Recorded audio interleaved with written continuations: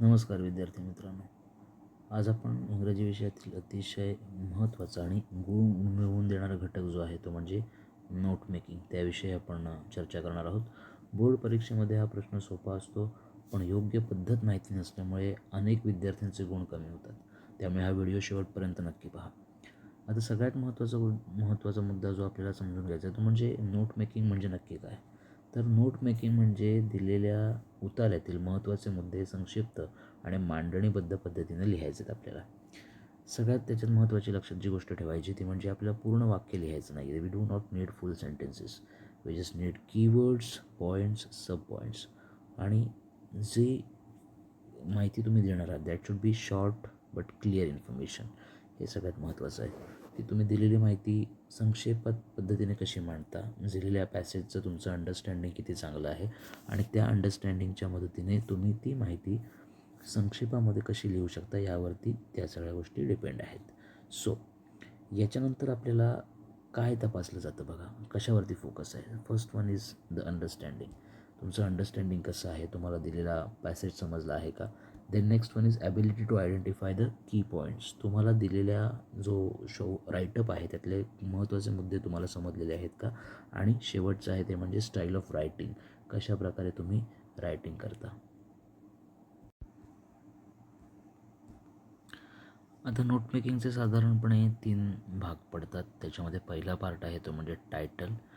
उत्तराचा मुख्य विषय 2-4 शब्दात लिहायचा आहे ज्याच्यामध्ये, आणि तो लहान, अचूक आणि अर्थपूर्ण असायला हवा.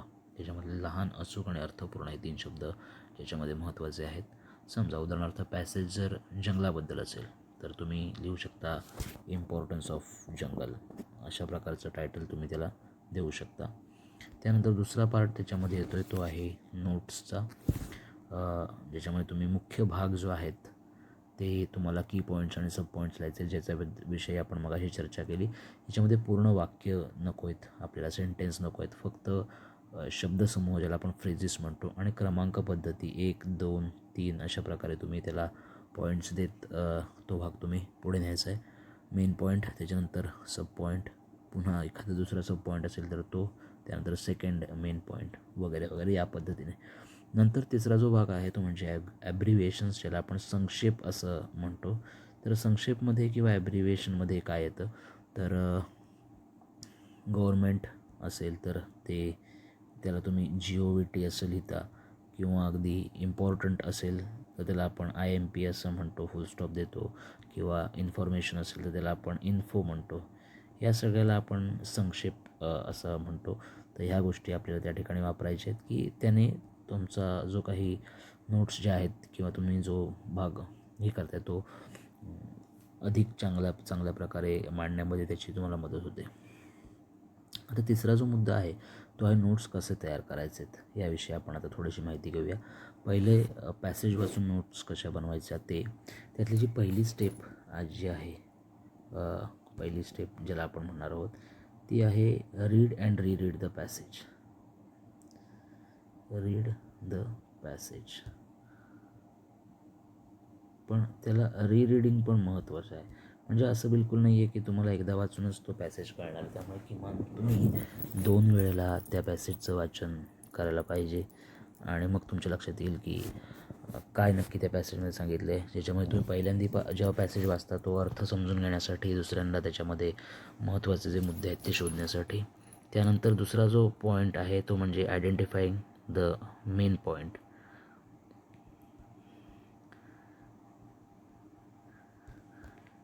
ते तुम्हाला ओळखायचे आहेत. हा तुमचा दुसरी स्टेप असेल ज्याच्यामध्ये कशाविषयी आहे तो मुद्दा, पॅसेज तो लिहायचा आहे. त्यानंतर तिसरं आहे ते म्हणजे आयडेंटिफाईंग द सब पॉईंट्स. एकाच पॅसेजमध्ये अनेक पॉईंट्स सांगितलेले असतात, ते सब पॉईंट्स तुम्हाला आयडेंटिफाय करायचे आहेत. आणि देन चौथा जो मुद्दा आहे रायटिंग इन ओन वर्ड्स.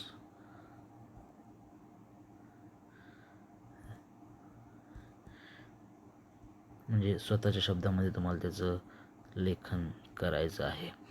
तर अशा प्रकारे हे जे 4 स्टेप आपण बघितल्या, हे 4 स्टेप्सच्या माध्यमातून तुम्ही पाहू शकता की पॅसेजचं शॉर्ट फॉर्म किंवा याच्यामध्ये कसं लिहायचं आहे नोट मेकिंगमध्ये, की समजा एखादं तुम्हाला वाक्य मोठं आहे ते लहान करून जर लिहायचं असेल तर जसं की forest are very important for human life असं लिहिण्यापेक्षा तुम्ही व्हायटल फॉर ह्युमन लाईफ एवढंच म्हणू शकता. व्हायटल फॉर ह्युमन लाईफ आणि forest are very important for human life या दोन्हींचा अर्थ सेमच होतो. आता एक आपण उदाहरण घेऊया ज्याच्यामध्ये आपल्याला बघायचं आहे की समजा बेनिफिट्स ऑफ एक्सरसाइज असं समजा पॅराग्राफ आला तर आपण कशा प्रकारे नोट्स बनवू शकतो. त्याच्यामध्ये आपण 2 बेनिफिट्स लिहू शकतो. काय फिजिकल बेनिफिट्स, दुसरा आहे मेंटल बेनिफिट्स. त्याच्यामध्ये improve fitness, controls weight, strong muscles हे 3 पॉईंट जे आहेत ते तुमचे फिजिकल बेनिफिट्समध्ये येतील.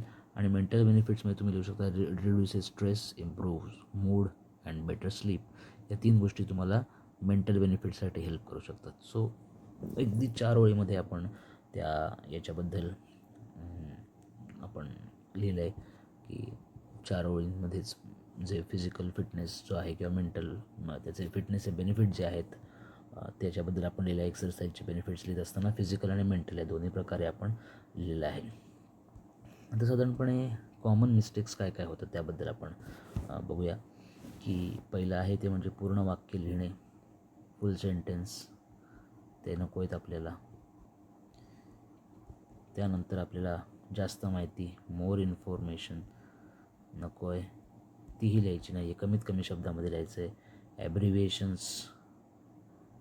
ॲब्रिव्हिएशन्स आपल्याला पूर्ण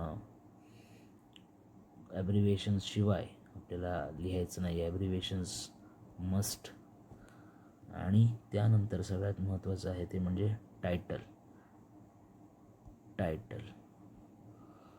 लिहायचं आणि ॲब्रिव्हिएशन्स. टायटल जर तुम्ही विसरलात तर तुमचा अर्धा मार्क कट होऊ शकतो.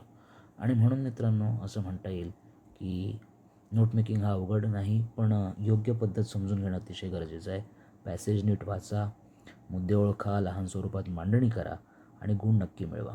हा व्हिडिओ उपयोगी वाटला असेल तर लाईक करा, शेअर करा आणि चॅनलला सबस्क्राईब करायला विसरू नका. पुढच्या व्हिडिओमध्ये पुन्हा भेटूया. धन्यवाद.